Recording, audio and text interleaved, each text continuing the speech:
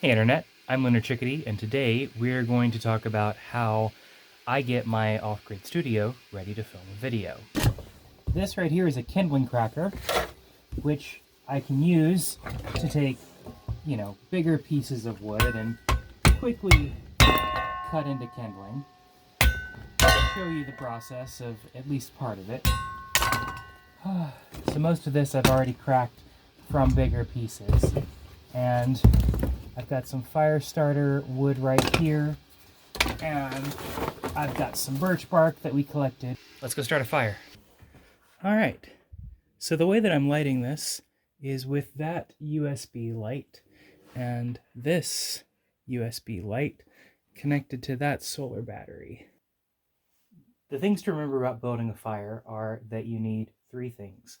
You need fuel, you need heat, and you need oxygen. So we're going to make sure we have all three of those in the stove.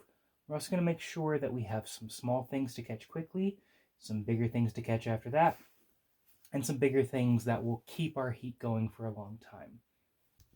And if you're wondering why I'm in all this garb, it is hunting season, so I was out taking a hike with a friend, and it's really important to wear blaze orange. And the layers are because it is 22, 23 outside right now. So yeah, layers. Layers are very important. But hopefully, just a little while, I'll be wearing fewer layers in here. I've got some birch bark here. Just going to rip it up into some smaller pieces. It just gives a bit more surface area and more things to catch.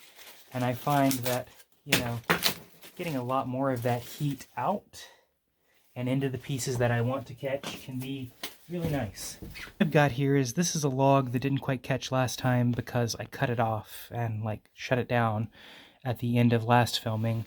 I've got a somewhat large piece of birch wood, but they light pretty fast. And then I've got another thick piece back here. And on top of that, I've got some more medium-sized pieces. I'm going to put my birch bark and then my even smaller pieces there. The vent is right there at the front, that bit right there. This opens up to let the air in from the bottom. It comes out here and then goes up the stovepipe. This stove was meant to be used for saunaing. This was originally a sauna space. So let's get the rest of that on there and then I'll show you.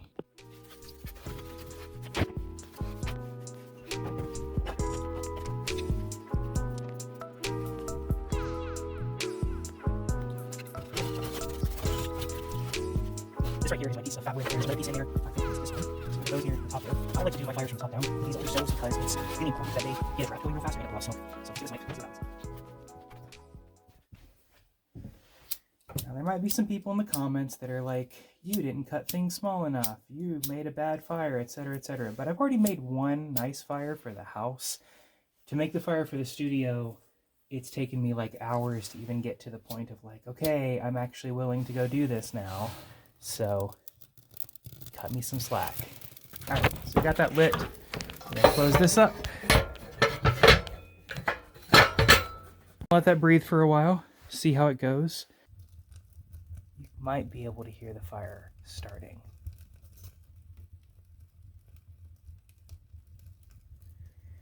And that's really the sound that we're looking for in the beginning. We just want things to catch, and it might be a little slow. If you get impatient and want to look, you can, but this up just a little bit.